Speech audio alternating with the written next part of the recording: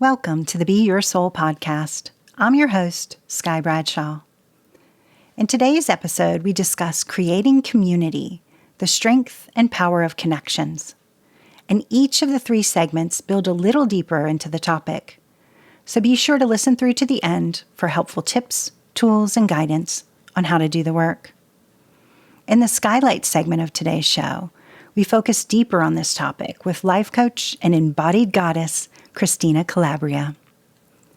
Before we dive into the Unclouded Heart segment for spiritual messages of wisdom, let's invite ourselves to become present in this moment within our body, mind, and energy. Take a few breaths and invite yourself to breathe in through your nose and out through your mouth. In through your nose and out through your mouth.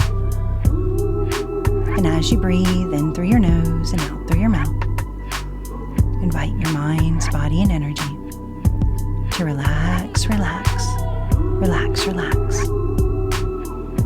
Relax, relax, relax, relax. Relax, relax, relax, relax. And as we move into this space of complete relaxation, we open up our energies to the ancestors, loved ones, and friends to come together today to heal and guide us and lift us to the highest version of ourselves in the light of the universe, so we may hear what we need to hear, know what we need to know, connect how we need to connect, and be what we need to be for our highest and best good and the highest and best good of all involved as we open up space to give and receive.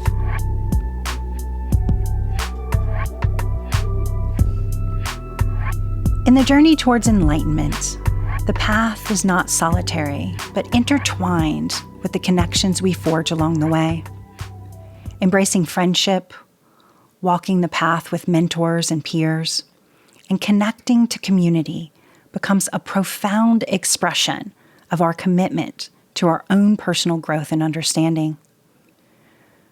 Through these connections, we find mirrors that reflect our inner selves, guides that illuminate our path, and companions that walk beside us through life's peaks and valleys. Each interaction becomes an opportunity for mutual learning and growth as we share insights, support one another, and celebrate the beauty of being together. These connections infuse our lives with a sense of shared purpose and belonging, uniting us in pursuit of common goals and aspirations. In the light of enlightenment, communion becomes a reminder of our interconnectedness, inspiring us to cultivate empathy, connectivity, and love. Through the power of shared experiences and mutual support, we recognize that we are not isolated individuals, but threads woven into the tapestry of humanity, each contributing to the greater whole with our unique gifts and talents. In this journey of self-growth, there is a profound recognition that the individual's growth strengthens the collective whole. This is the mission of this podcast. When the one is strengthened, the sum is strengthened. Each step taken towards personal development, every moment of introspection and self-discovery contributes not only to one's own evolution, but also to the enrichment of the communities we are a part of. As we cultivate self-awareness, resilience, and authenticity, we become beacons of inspiration and empowerment, radiating a light that illuminates the path for others. In this way, the strength of the individual becomes inseparable from the vitality of the community, and vice versa, as each individual's growth contributes to the collective vibrational rise, creating a ripple effect of positive transformation that reverberates far beyond the boundaries of self.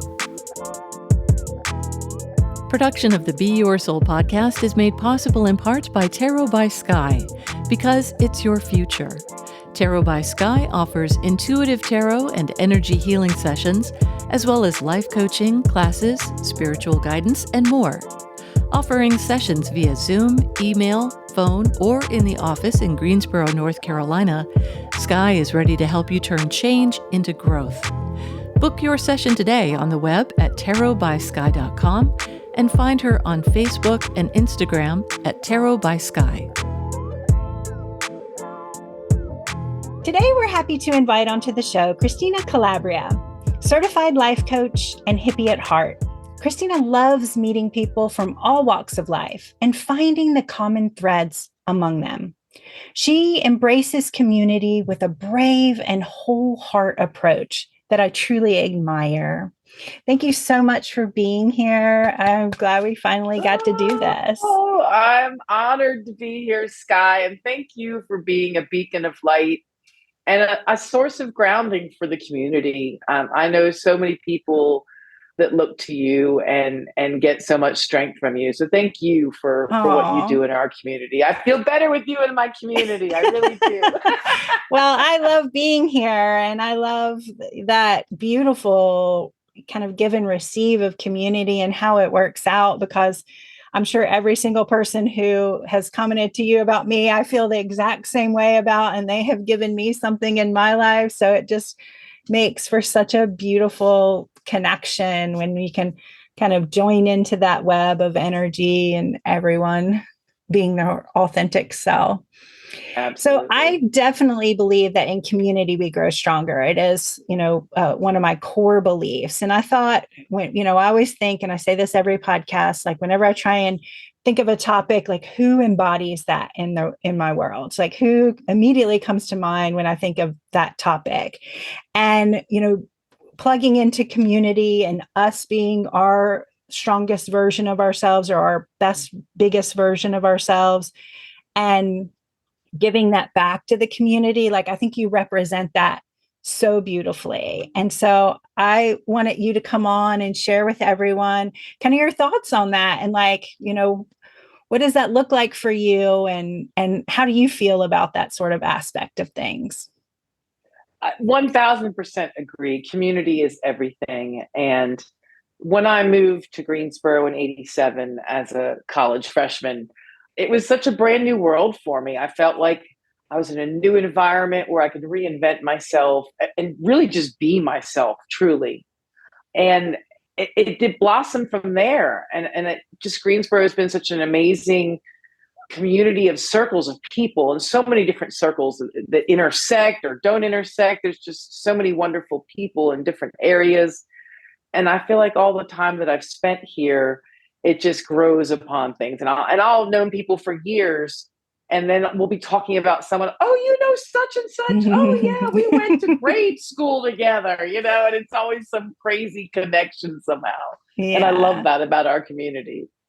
And I feel like that what that does, and on like a greater scale of things, people always say, oh, I was talking to someone about you and they already knew you, or they already come see you, or what. And I'm like, I'm not 6 degrees from most people. I'm 2 degrees from most people. It's two. It's just like a little slide to the left and a step forward. And there I am, right in those spaces. And absolutely. And I think that's beautiful the way that happens, because then we can see, no matter where, in our regional community, or even in the greater, worldly community or country community, we can see the ways that we are similar to people. And we can connect from the heart center of going like, you love that person, I love that person. We have that in common to start there. And it doesn't mean we have to totally agree about everything, but certainly if we can see that and take that empathetic view of other people through community, saying, oh, you went through this, I went through this, or that person, I know that person, or this helped you and that helped me, then that interconnectedness, like the wholeness of all of us, we can see it on the microcosm in Greensboro, but then when we think about like the macrocosm of the world, it becomes really evident. If it happens here, both of us knowing the same person we didn't know, then we know it happens in the greater world. Absolutely. And I think it creates a sense of home, no matter where you're at. Mm-hmm. Just those little connections. It creates a sense of belonging and home. And comfort, because I think as a humanity, I think comfort is really important to us. I also think that we miscommunicate comfort in a lot of ways. So, like, when I was like, I'm going to get comfy, then we think like totally checking out alive, staying in bed, doing nothing, which sometimes maybe that's it. But but comfort is also that sense where you feel like you belong. You feel like your heart, it's safe somewhere with someone or something. Absolutely. And that, I think, is also one of the beautiful things that you do. Like, you are one of those people where if I say, oh, talking to her, then they're like, oh, I know her, I went to this thing with her, or I saw her there, or I know her from this. Ah. I love how the home that I lived in behind you for all those years. Yeah. And when I moved out and when Betsy moved in and I didn't know Betsy, and everyone was like, you got to meet Betsy. And we've become wonderful friends. She built my website for me. Oh, Like, we have a wow. business relationship as well. Like, and so many wonderful things simply from people both knowing each of us and that we ended up living in the same house, Yeah. It's true. And, I think you lived so close to me for so long, and I didn't realize you lived so close to me until Priscilla, who is really Until good your at cat. community. My cat, Priscilla, is a very good community cultivator. I think it was a Facebook post, wasn't it? I'm like, whose cat is this? I love this cat. And you're like, oh, that's mine. Exactly. I was like, wait, you live in cat distance from me? I had no idea. It's true. So the way that you embrace community overall, I feel like it is, when I say brave and heartfelt, I truly mean that, because you stand in your truth and who you are in a really beautiful way. And you don't shy away from the people who might, what we would probably say now, like oppose you, or, like have different viewpoints, or might be on a different kind of trajectory or focus scale. And I think that, that's one of the things that I would love for community overall to cultivate, is this idea of like, I don't have to agree with what you say, or I don't have to like what you say, but I also don't have to then therefore put you in this box and keep you there based on, one section of your beliefs, and there are obviously varying scales of what that means, but I think that you definitely embrace that idea of curiosity and trying to understand, or at least let, other people say their viewpoint, whether you agree with it or not, and then get into a really respectful conversation about it. I've seen it happen over and over on Facebook, to be honest. And I'm always impressed. Now you're like, I would be like, I'm deleting you all and goodbye. And you're like, no, let's just talk it out. I think I've been on all sides of that coin for sure. But yeah, I think ultimately, if you come from a place of love and you're seeing that person from their higher self and not focusing on, and it's really easy to get caught up in whatever the topic is. I get very strong-willed and opinionated. You start talking about marginalized groups, you start talking about people of color, you start talking about the LGBTQIA plus community, you start talking about all my people, I get angry. You start talking about women's rights being taken away, I get super angry.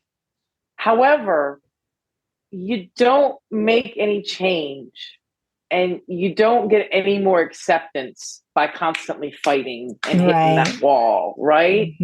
Right.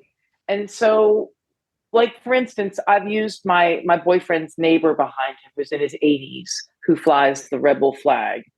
And he's very old school in a lot of ways. And I could have very easily made a lot of judgments against him right out the gate.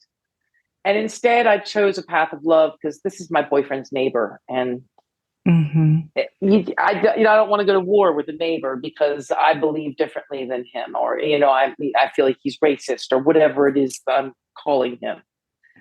And what I've found out is has been the most amazing neighbor, has looked out for us, and we've been able to have those conversations. And we don't always walk away agreeing, Mm-hmm. but I always use a lot of humor with it too. Yeah. Like I'll smack him with some humor that he doesn't expect and kind of leaves them speechless, you Right. know? And so I'm grateful that I didn't make those judgments and Mm-hmm. treat him based on those judgments, because I would have missed out on an opportunity of a wonderful old man who's a wonderful neighbor. And yeah, he's got some old ideas that I don't agree with, but you know, we probably all have some ideas that others don't Someone agree doesn't with. agree with. And I feel like that's the thing, is like, if we're not being heard, then we're not going to be heard. Like, just like to repeat myself, but it's the truth. So when we make those judgments and we shut down those avenues of communication, and we stop the ability not only to see why they may feel the way they feel, or at least understand their upbringing or whatever their history is that takes them to that point, we also stop them from getting to know us, and someone that they may have had judgment about as a beautiful, loving human, as someone who, and so when we keep lines of communication open, in safe spaces, then we have the ability to, to transmute and shift and change things. But when we shut it down, we just made the decision that I can't impact change here. I can't create, and maybe they won't ever, quote unquote, see it our way, but certainly they will see it a different way, because every energetic experience transmutes something in some direction. And when we Absolutely. shut it down, we're transmuting to shut down. But when we're opening up and creating that communication piece, then we're always bringing a possibility of a new viewpoint to it. So I think that's it's beautiful. It takes patience, and it's really hard sometimes. Like, I don't act on my temper often, but we have a very similar background. We're both from Philly. We both got that Italian. We both know, like, if it comes out, then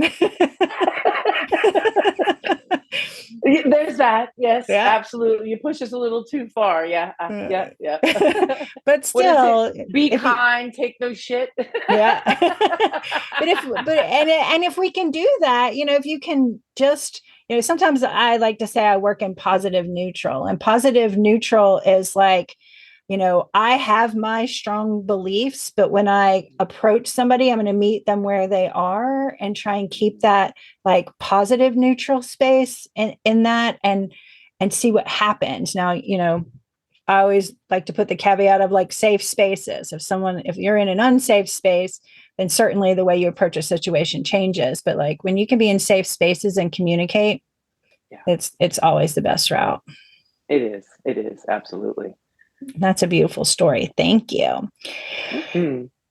So one of the other things I am big about is balance. I think, like everything in nature thrives in balance, and within our own internal system, when we're in balance, have more growth and be more beneficial to ourselves and others. And so how do you balance quiet time or self-care time and community time? Because we have to go refuel ourselves every so often, and if we're always in service and never in receipt, that's an imbalance. And so how do you do that?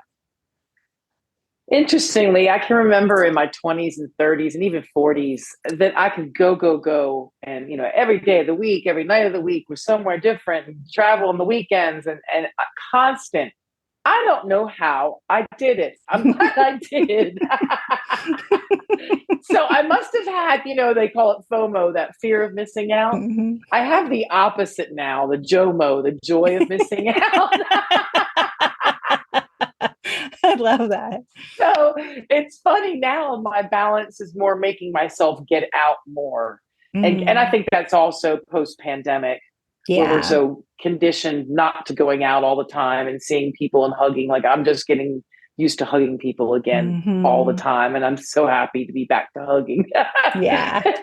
But to answer your question, I know with me, I have to eat well. I have to eat healthy and well 75% of the time. Mm-hmm. It is about my ratio. So I am constantly, and those who know me know my hangry side.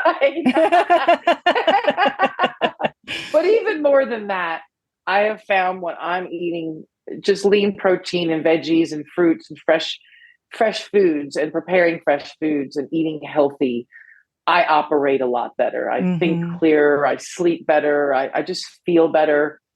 Sleep is important to me. I'm usually in bed very early these days. Go to bed early, up early. I love the Yeah. early morning. I used to be You the know, opposite. Now I'm the same. yep. After 50, it like flip flops. They You're like, warned oh, there we me. go. What just happened? It's okay. I'm okay with it. But I walk the dog twice a day. I'm still doing yoga very actively, and I think whatever it is your jam, whatever your formula you figure out that works for you is important. And I feel like I have, Mm-hmm. and I'll be even more active this summer too with paddling and hiking and Yeah. that kind of thing. But yeah, it's very important. It's my number one important thing to me. If I'm not healthy, I can't help others, Right. or I'm not received as well. Mm-hmm. It's true. Yeah. We don't ever think, oh, my gas tank is low. Should I put gas in it or not? We're like, no, I got to stop and get gas or I'm not going to get where I'm going. But like a lot of times with our energy, we like run it to empty and then we're like, oh, why am I not feeling well? It's like, well, refuel, honey, refuel. Like, let's get it going. And Yeah, I think that, refuel and boundaries. mm-hmm, Boundaries. I've absolutely. learned very strong, healthy boundaries, especially as a life coach, because people just tend to come to me naturally, even Mm-hmm. as friends, like, hey, you got a minute for me to, and Right. 30 minutes later, they're emotionally dumping on me. And Right. I mean, it's an honor, but I've had to really know where I'm at and whether I'm receptive to that in that moment, or if I'm going to be a good friend in that moment, or Mm-hmm. So I've told people point blank, listen, you're going to have to save this for another day. I'm not in a headspace for that. I love you, but now is not the time. I'm not receptive to all. I've got things going on, and then learning not to explain myself as well. Right. Those boundaries, no is a complete sentence. Mm-hmm. I agree. Don't have to apologize for it. I Mm-hmm. love you. I'm here for you, but I can't be here for you in that way right now. Yeah. I teach a course on boundaries and I describe it to people as instructions on how you would like to be loved. And so when we think of boundaries like that, we're not pushing somebody back. We're not saying like, oh, get away. We're saying like, in this moment, this is where I am and I love myself and I love you. And this is where our love overlaps. And in this moment, this is how it has to happen. This is what is healthy for me and likely you, because if I'm not receptive, I'm not, you know, my best self for you either. And so if we can think of boundaries and change our kind of viewpoint on that, healthy ways to teach people how you need to be loved, I think we can make a lot of difference. And asking permission too. Right. I've been teaching myself that, instead of dumping on people, asking permission. Hey, can I talk to you about something right now? Mm-hmm. And even with advice, instead of the unsolicited advice, hey, I've got an idea for you. Are you open to it? Right. My favorite thing too, when my friends start, like if my friends like go into a need, my first question always is, do you want advice? Do you want me to listen? Or do you want me to bitch with you? Because I just like, let me know which one. I They're can different be, answers. or different Yeah, answers. Which me do you want on this? Because I want to know now. Because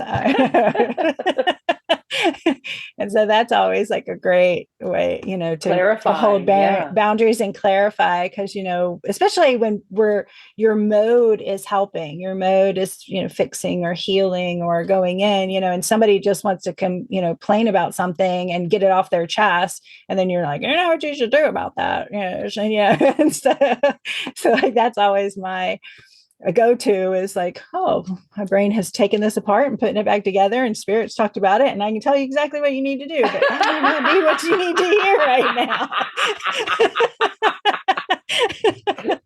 They weren't looking for solutions at all. No. Sometimes that's friendship. Now, if you come and sit at my table, then it's totally different. You're going to hear what you're going to hear. Absolutely. Absolutely. As a life coach, I'd be like, do you want a solution? Are you looking for a solution for this? Let's talk about why you're not looking for a solution right now.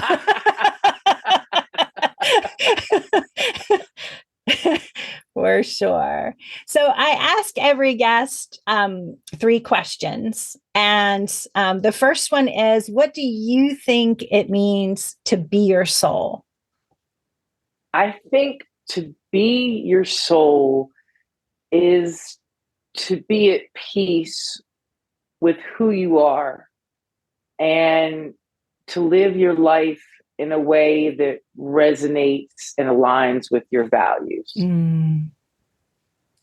That's beautiful. Thank you. So we talked a little bit about it already, but I always ask, what is one thing that you do no matter what to get your self-care in every day? The eating healthy food.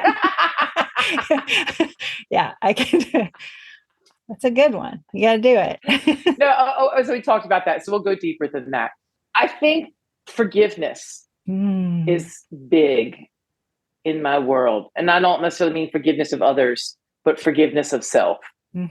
Forgiveness for how I was yesterday or 10 years ago, or whatever it is I'm holding on to and beating myself up for doing or not doing or being or not being. Right. That constant forgiveness of that inner child, that it's okay. You're okay. That's beautiful, for sure. And I, a lot of times people get really confused about self-forgiveness because they think like then it's non-accountability, when really it's the highest level of accountability to be able to say, yes, I see, where I was in that point in life. And I also am choosing not to carry it with me any longer. I'm going to let it go back to that space and place from which it came. And it opens up that, highest level of accountability of self in this moment and that moment. So I love self-forgiveness is something I'm always working with as well. And so what does feeling centered and balanced look like in your life? How does that come forward for you? I'll explain it like this. When you just wake up on the right side of the bed and you get up and everything just kind of flows. Yeah. Like your yogurt is perfect for breakfast and you have a phone call with your bestie and you laugh and things are just aligning. And even when there's hiccups and speed bumps, it's just kind of, you laugh it off and go, oh, that's when I know I'm centered and aligned. Yeah. When even the stuff that would normally flutter me just kind of, oh, well, I've found that I've become a lot more klutzy the older I've gotten. So it's nothing, and I cook a lot. So it's nothing for me to be in the kitchen and, just throw something completely across. And it always cracks me up. And, it used to anger me, when things like that would happen. And I find now that I find myself laughing at myself all the time. Like, you just dropped everything on the floor. Yeah. And just that perspective shift, Yeah. It's everything. Absolutely. And it's probably shifting to that authentic self versus that ego self. Like the ego is like the shoulds. I should be more careful, or I shouldn't make such a mess. And the authentic self is like, it is what it is. That's where we are. Yeah. So I feel very authentic when the day is just kind of flowing and I'm going along with whatever's coming my way. I'm just kind of meeting it wherever it's at and okay with the world. I love that. So do you have any closing comments, anything else that you think is really important when it comes to community and connecting in that way? Yeah, I think the one thing I'd love to talk about is the goddess gathering that I used to host. So it's funny, I've had a lot of folks every year around the same time, like, are you going to have it? Because last time I did it was 2019 and I haven't restarted it yet. And it'll Yeah. come back eventually in a different form. But I Mm-hmm. did it for 20 years. And the whole reason I started that gathering in 1999 was I knew all these fabulous women in different circles and different walks of life and different age groups and different everything. And all I kept thinking was, these women need to meet each other. And I want to create a space where we all come together and lift each other up and Mm-hmm. bring the best out of each other, and not have men around that take our attention away and we compete. And, Right, how that right, right. happens naturally. We love men. I'm not ousting them, but we have our time. Mm-hmm. And over the 20 years of that gathering, I watched the most amazing and beautiful connections happen and reconnections, like people who went to college 3 hours from here that hadn't seen each other in 20 years and ended up at my party Wow. and Yeah. lived in different cities, and things like that. And or I get stories, people come away from the party and say, "Oh, I met the most amazing woman and she found me this job, or she found me this apartment I can rent." And so going back to community and connections and how Yeah. that party really fostered all of those connections. And to this day, a lot of women still stay connected because of that gathering and through that gathering. Yeah. And it is, I've been to a few, and they're really, really just the way that they're so fluid and engaging and connective. And it's like going home, like, when you would go in, you really cultivated such a synergy in ways that was natural. It wasn't like you were, running around as hostess saying, do you want to meet it was more along the lines of like everybody came in knowing they had the idea of what was going to be going on, and you would just meet people so easily, and the synergy was so beautiful, and there wasn't a lot of like, oh, I don't know that person, I can't talk to them. You would just Right. And the permission to tap into your goddess self. And yeah. so, like, I think when you tap into that goddess self, you see the goddess in everyone else. Mm-hmm. And then it just lifts everybody. So, Absolutely. you're Yeah. going to get me excited. I'm about to start planning one of the house. All right, I need to know when that's going on. Absolutely. I will. Well, thank you so much for being here. Do you want to shout out your website and, like any ways that people can follow you or find you, or the best ways to get in touch with you if they need a beautiful life coach? ZenPossumLife.com is my website. You can also follow me on TikTok with Zen Possum Coach. Nice. And then just Christina Calabria on Facebook. And I'm also on Instagram as I think it's Zen Possum on Instagram. Yeah. We'll find the links and put them for people to be able to find you. You Google Zen Possum, you'll find me. Yeah, it's true. Thank you so much, Sky. Thank you. It was so great talking to you. And I'm so blessed and honored that you got to come on the show. And we also thank you, dear listeners, for spending some time with us today and tapping in and tuning in and sharing your energy. And we are very grateful. We know you have choices, and we're happy that you made us one of them.